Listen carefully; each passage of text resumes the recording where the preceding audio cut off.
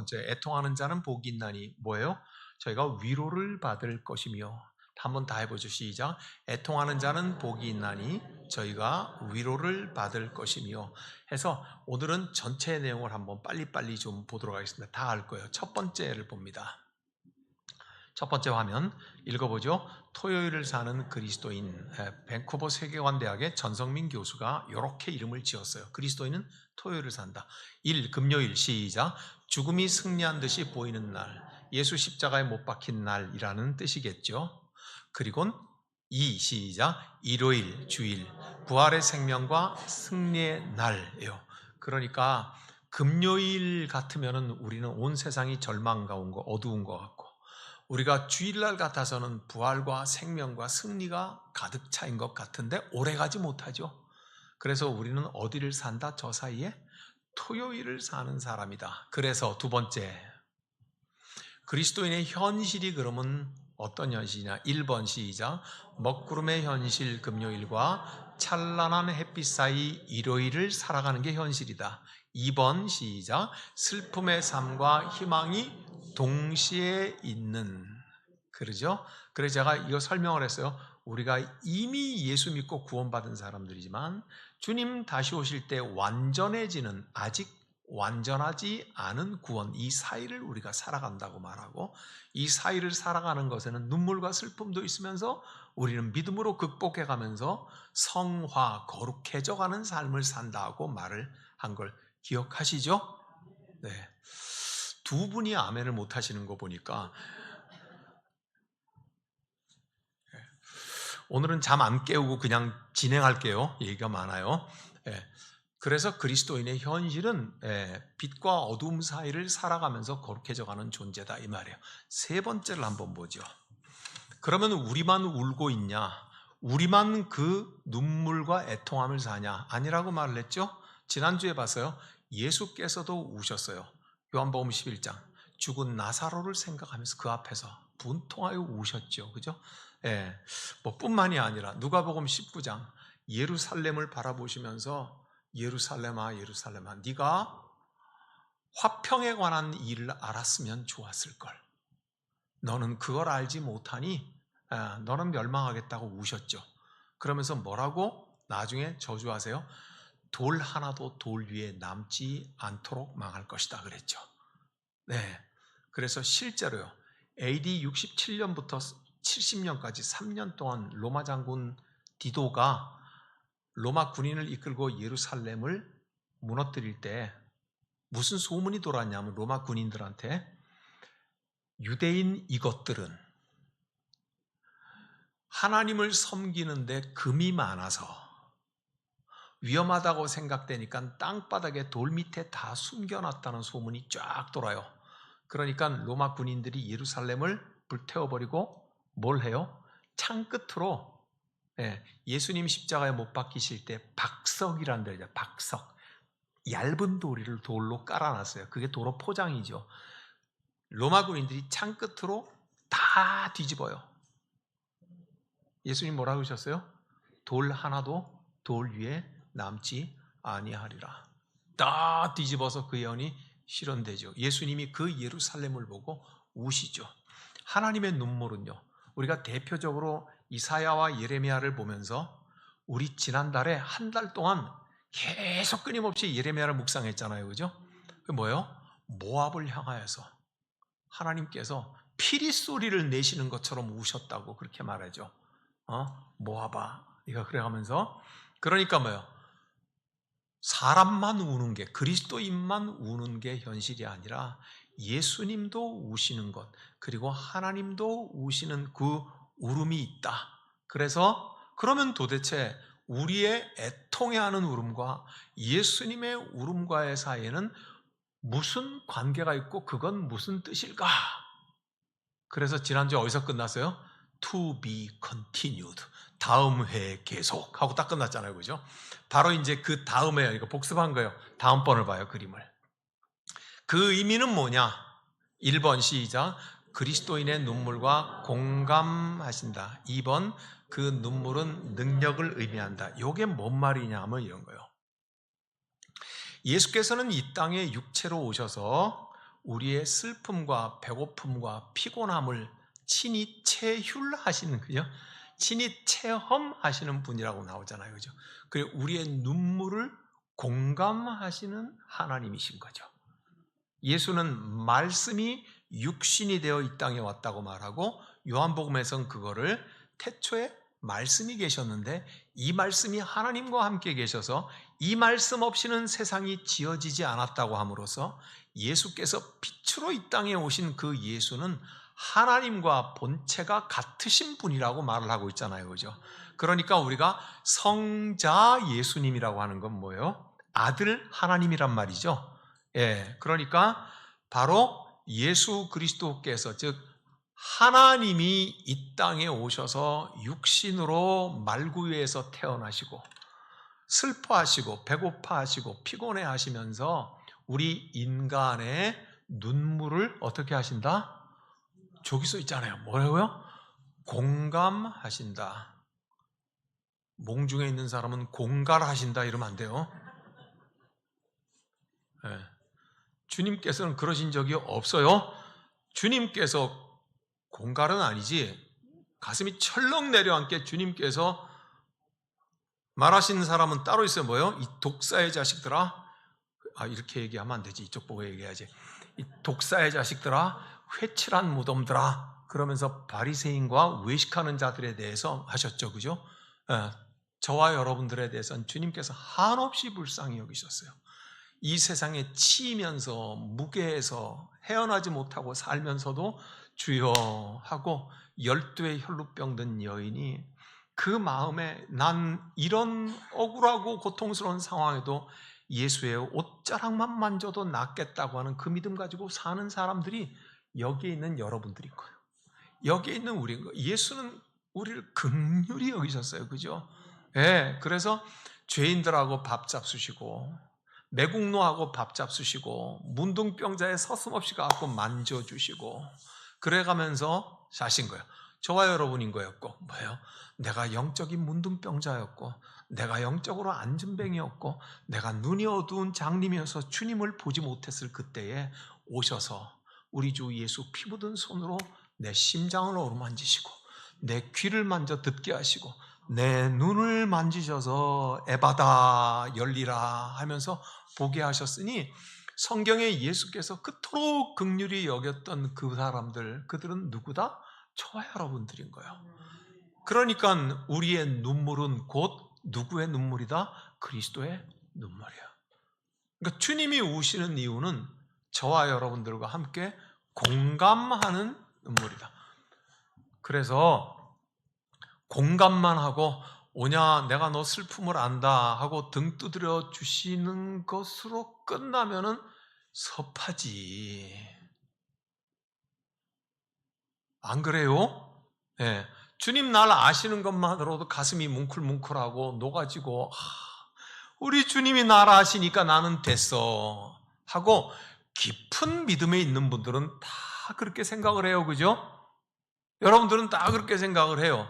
그러나 우리 주님은 정의와 공의로 오신 하나님이세요, 그죠? 우리가 왜 우는데, 나사로의 죽음 앞에서 예수께서 왜 우셨는데, 어두운 예루살렘을 보고 왜 우셨는데, 죽음이 그토록 사랑하는 당신 백성 나사로를 짓밟고 있는 것에 대한 거룩한 분노가 울음으로 나온 거죠. 예? 어두운 예루살렘이 하나님의 도성이어야 함에도 불구하고, 예? 화평에 관한 일을 알지 못하는 자들만, 회칠한 무덤, 독사의 자식들이 거기에서 지도자라 합시고 있는 그 도시에 우리 주님께서는 분노하셔서 눈물로 나타난 거죠, 그죠? 그렇다면 우리 주님의 눈물은 우리의 연약함의 공감이지만 전능하신 하나님이시죠. 그분은 그것을 바로 잡으셔야 우리의 하나님이시죠. 그래서 죽은 나사로의 무덤 앞에서 그는 눈물을 흘리시면서 우리와 똑같이 우시고 나서 됐다, 니네하고 같이 울었으니까 이제 끝나자, 장례식이나 하자 그랬어요? 주님 뭐라고 말씀하세요? 무덤의 돌을 굴리라고 말씀하시죠. 그리고는 뭐라고 하셨어요? 그 무덤 안을 향해서 라자레 듀로 엑소, 이렇게. 이건 제가 잘난 척하느라고 헬라어를 말한 거예요. 네. 우리 성경은 뭐라고 번역했어요? 나사로야 나오라. 저는 이 11장을 묵상하면서 주님이 이 말씀, 요 짧은 말씀 나사로야 나오라 하는 것을 묵상하면요, 저는 지금도 여전히 내 속에서 막 소름이 돋아요. 나는 막 그림이 그려져요. 예? 우리 만화 영화에서 보잖아요. 사람이 죽은 것을 표현할 시기에 시체를 말이죠, 적군의 군인이 탁 한쪽 발을 머리에 올리고 탁 칼을 들고 창을 들고 내가 이겼다 하고 서 있는 거예요. 죽음이, 마귀가, 사단이, 예? 나사로를 탁 밟고서 의기양양하게 있어요. 어디에서요? 어둠 속에서, 동굴 속에서. 그런데 우리 주님께서 뭐라고 말씀하세요? 나사로야 나오라.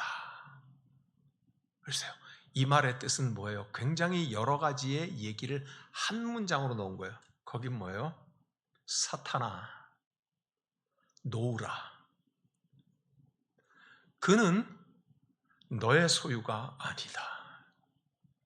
나사로는 나의 것이다. 이 모든 말들이 다 포함되어 있는 말이에요.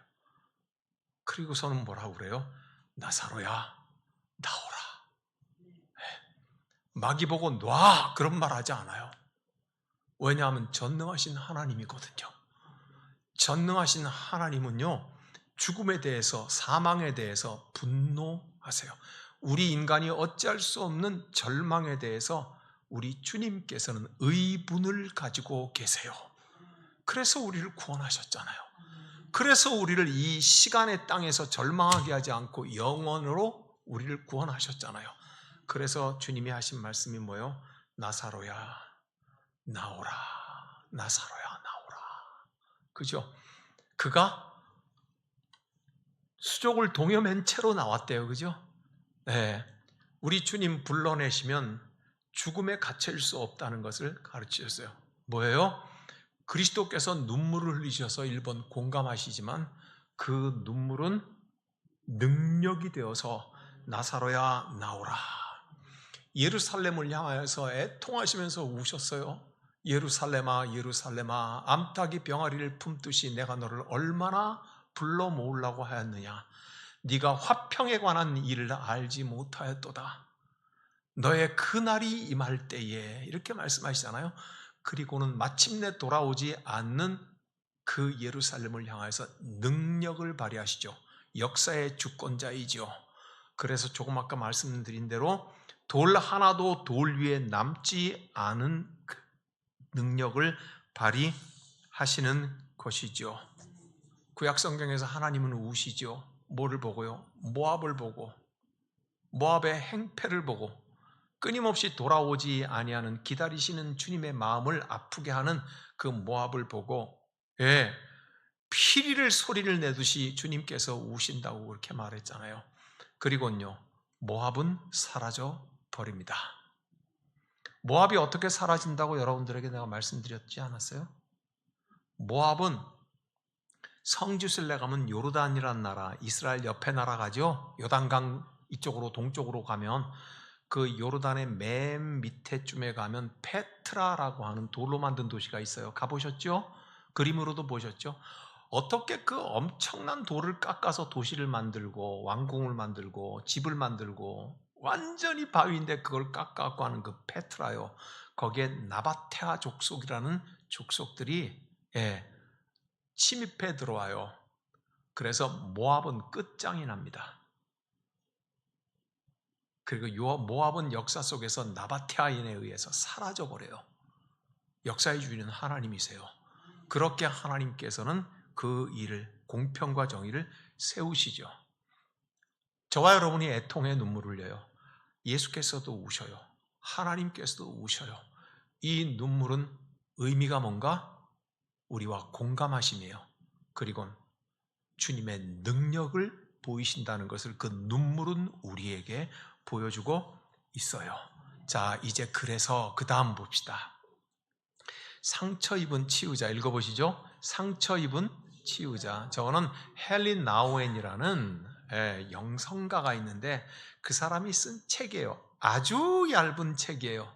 여러분들도 한번 사서 꼭 읽어보세요. 아주 얇은 책인데 읽기가 만만치는 않아요. 저기에 뭐라고 되어 있냐면 문자 그대로 상처를 입었는데 다른 사람을 치료해 주는 사람이 된다. 나도 상처 입었지만 치유자가 된다. 이게 무슨 뜻이에요? 우리 모두라는 뜻이에요. 우리는 상처 입었다. 즉 애통하고 우는 사람이라는 거예요. 내가 애통하고 우는데 그게 무슨 뜻이라고요? 공감이 된다고. 공감. 타인의 당신의 울음에 내가 공감되니까 나를 기대라고 한다고. 그렇죠? 아무 힘도 없지만 내가 당신의 눈물을 알아. 그러니까 우리 서로 머리를 맞대고 있자. 존재예요. 그냥 그렇게 있는 거예요. 그래도 이 사람이 뭐라고 생각해요? 내 아픔을 아는 사람이 있구만. 그리고 서로 상처 입은 사람이지만 서로 기대서 제가 늘 하는 말이 뭐예요? 서로가 서로에게 교회가 되어준다. 서로가 서로에게 교회가 되어준다. 그래서 상처 입은 치유자라고 헨리 나우엔이 그렇게 말을 했어요. 그래서 풀어 설명하면 1번 시작. 우리를 함께 우는 자로 부르신 하나님의 뜻을 조금씩 알아간다. 함께 우는 자, 즉 예수님이 우는 곳에 우리도 울어. 하나님이 우시는 곳에 우리도 운다 이 말이에요. 저거 말이죠. 내가 노름해가지고 8천만 원을 잃었더니 원통에서 운다 그런 우는 게 아니에요. 예? 내가 도둑질하다가 걸려가지고 쇠고랑 차고 철장에 갔는데 너무너무 내가 애통해서 눈물이 나. 그 눈물 아니에요. 그 눈물 아니고 예수님이 우시는 곳에 내 마음이 같아 울고 우리 하나님이 우시는 곳에 내 마음이 같아 울 때 그때 뭘 알아간다? 나를 부르신 하나님의 뜻을 조금씩 알아간다. 나를 뭐로 부르셨어요? 애통하는 사람으로, 눈물을 흘리는 사람으로 부르신 그 뜻을 조금씩 알아간다. 설명 2번 시작. 우리는 애통하면서 하나님을 닮아간다. 그것은 하나님의 마음을 공감한다. 노름하다 붙잡혀서 우는 거, 사기치다가 감옥 가서 우는 거 그런 울음 아니에요. 그런 거 아니에요. 보세요. 내가 가진 것이 없으나 이 세상은 나를 눌러댈 때 주여 내 연약함을 어찌하오리까. 그죠? 네. 그리고 나는 아무런 해코지함이 없는데 나에게 프레임을 꽉 씌워가지고 저거 나쁜 짓 했어, 돈 떼어먹었어, 그래서 저게 어디 가서 하소연한다고 그게 풀어지나요? 그때 우리 주님 앞에서 주님 애통해야 합니다. 죄 없이 십자가에 못 박히신 당신을 내가 느낍니다. 그렇죠?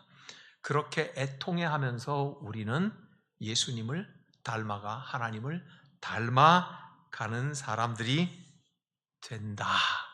그래서 하나님의 마음을 공감한다. 제가 여러분이 잘 아는 예를 하나 하고 끝낼게요. 오늘 오후 예배 무지하게 길었다. 55분이네요 지금. 김진홍 목사님이 제가 두레교에서 부목사로 있었잖아요. 김진홍 목사님이 사석에서도 그 얘기를 하시더라고. 새벽을 깨우리로다 써 있는 글이기도 한데 청계천에 가가지고 가난한 사람들하고 헐벗는 사람들하고 함께 지낸다고 하는 일이 쉽나? 안 쉽잖아요. 자기 사모님조차 딴 사람하고 손잡고 빠이빠이 하고 미국으로 가버렸단 말이에요. 내가 이게 뭔 짓을 하나 싶은 생각이 수시로 들 거 아니에요. 견디다 못해. 그래서 야 이거 떠나야 되겠다. 이거는 내가 할 일이 아닌가 보다.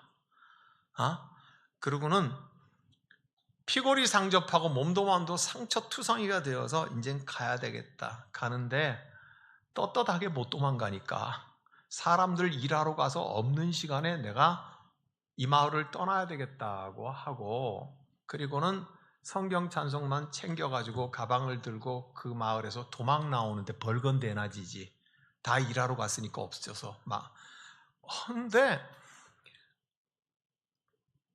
어느 집에서 애가 울고 있는 소리가 들리는 거라. 잘 아는 집이지 물론. 그래서 이거 애 우는 소리가 있는데 달래라도 주고 가야 되겠다고 생각을 해서, 그리고는 갔어. 들어가서 보니까 아는 아이 집에서 아무개야. 그리고는 너 왜 우냐? 울지 마라. 그러고 그러니까 이 아이가 엄마 아빠가 일하러 나가서 며칠 동안 안 들어온다. 그러면 경찰한테 잡힌 거야. 안 들어와. 그러니 어린 것이 먹을 게 없잖아요. 그죠? 애가 울 기운도 없는데 전도사님이 가서 얘야 왜 그러냐? 너 뭐 때문에 그러냐? 얘가 늘어져 있다가 우는데 엉엉 우는 게 아니라 너무너무 지쳐가지고 억지로 흘리는 눈물방울이 맺혀 있는데, 그때 이 도망가는 김진홍에게 이런 소리가 들리더래요. 그 아이의 눈물을 바라보고 있는데 예수님 소리가 들리면서 이러더래요. 진홍아, 내가 이 아이의 눈물 속에 지금 갇혀 있다. 그러시더래요. 자기 심장에 부인할 수 없는 소리로 그러더래. 내가 이 아이의 눈물 속에 갇혀 있다. 그러더래. 우리 예수님이 그 아이의 눈물 속에 갇혀 있다는 말을 듣는데 자기가 어떻게 떠나. 그래서 다시 거기에 주저앉아서 끝까지 있다가 남양만까지 왔다고 그래요. 사랑하는 여러분, 어린 아이에 무슨 죄가 있어? 엄마가 포장마차로 아빠하고 같이 나갔는데 경찰한테 붙잡혀가지고 집으로 못 들어오고 아마 파출소에 있었겠지. 그러니 집에 돌아오지 않는 엄마 그날 벌어 그날 먹을 거 사오는데 아이가 며칠을 굶어. 아이가 무슨 죄가 있어? 아무 죄 없는 어린 것이 흘리는 그 눈물방울 속에 예수님이 계시더래. 그죠? 그 애통함 속에 주님이 함께 애통하고 계시더라. 우리는 애통하면서 주님을 알아가. 우리는 애통하면서 주님을 닮아가요. 희희낙낙하는 것만이 좋은 거는 아니더라. 애통할 줄 알고 눈물을 흘리며 이 눈물의 의미가 무엇인가 하는 것을 주의 십자가 앞에서 발견해 나갈 때 우리가 깊어지지, 언제 우리가 영적으로 깊어지겠어요? 그렇죠? 그래서 애통하는 자는 복이 있나니 뭐가? 저희가 위로를 받을 것이미요. 기도하겠습니다. 주님, 우리의 애통이 가치가 없는 것이 아니라 우리 예수님의 눈물과 하나님의 눈물 속에서 주님을 닮아가시는 줄 이제 알았습니다. 그 위로, 주님의 위로, 그것 말고는 아무것도 위로가 안 되는 그리스도인으로 살기를 원합니다. 주여 도우소서. 지금은 우리를 구원하신 예수 그리스도의 은혜와 하나님 아버지 크신 사랑과 성령의 사귐이 여러분 모두와 함께 하시길 간절히 축원하옵나이다. 아멘.